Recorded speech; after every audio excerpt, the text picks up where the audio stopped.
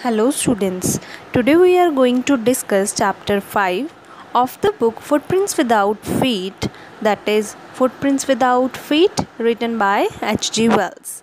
H.G. Wells was an English writer. He was prolific in many genres.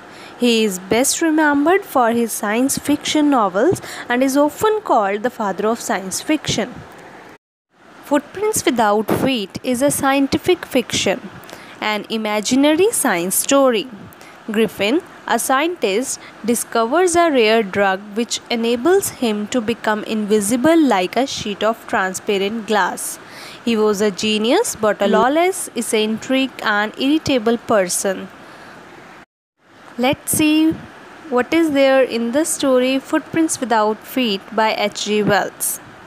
Griffin was a brilliant scientist but a lawless person, as I already told you. He had discovered a rare drug. By swallowing it, he became transparent and solid like a sheet of glass.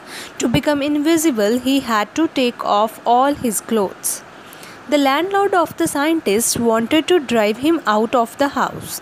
In revenge, Griffin set fire to his house. To avoid being caught, he swallowed his rare drug and became invisible. He wandered in the streets of London, moneyless, homeless, and cold, as it was a winter, and he had to take off his clothes to become invisible. Two boys had seen the muddy footprints of this invisible scientist descending the steps of a house in the middle of London, but they could not see his feet. Griffin felt hungry and cold, so he entered a big London store at closing hours. He helped himself with the warm clothes and food, and he went to sleep on a pile of quilts. He couldn't wake up before the store opened. The shop assistant saw him.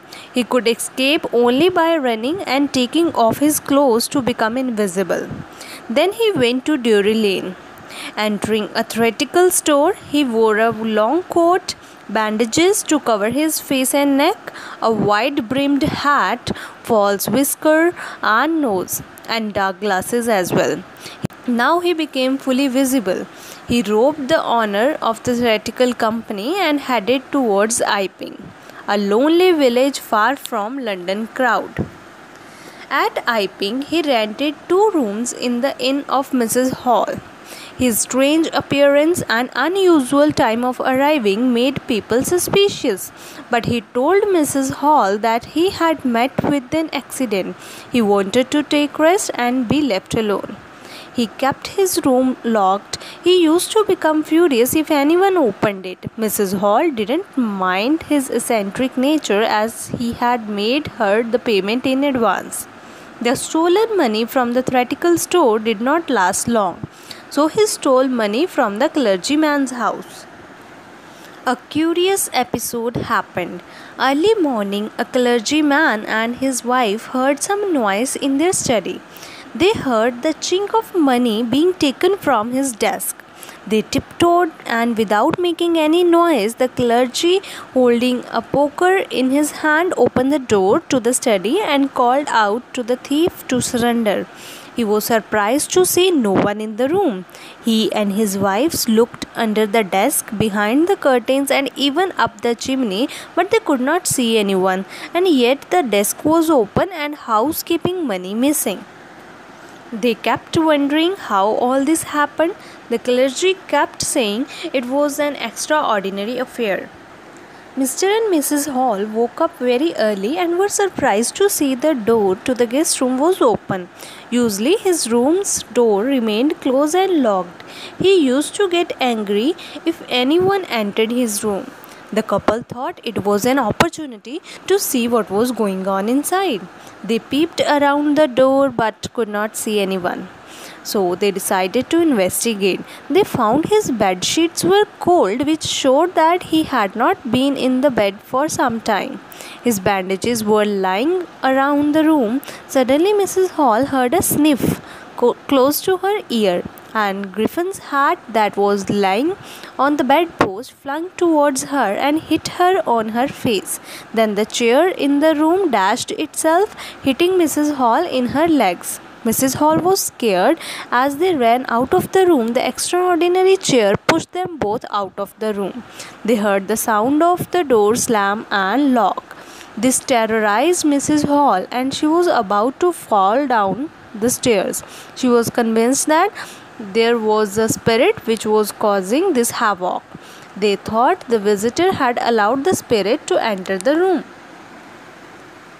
As the furniture of the room became alive, Mrs. Hall suspected witchcraft caused by the mysterious scientist. She became all the more suspicious when he came out of the locked door and produced the ready cash. When Mrs. Hall tried to ask him about the above two facts, Griffin became furious and started taking off his hat, whisker, bandages, and he became headless. Mrs. Hall had called Mr. Jeffers, the policeman, to arrest Griffin. He tried to arrest a man who was headless and was becoming more and more invisible until he became totally invisible. People who came to help Jeffers got invisible blows. At last, Jeffers was knocked down by one such invisible blow. Then Griffin escaped from there. So, dear students, this story is a sort of indirect warning to the scientists how their discoveries can be misused or abused. They discovered atomic energy for the good of mankind. The same, however, is a threatening the very existence of mankind. So, it's all about the chapter Footprints Without Feet. I hope this video is quite useful to understand this chapter. Thank you.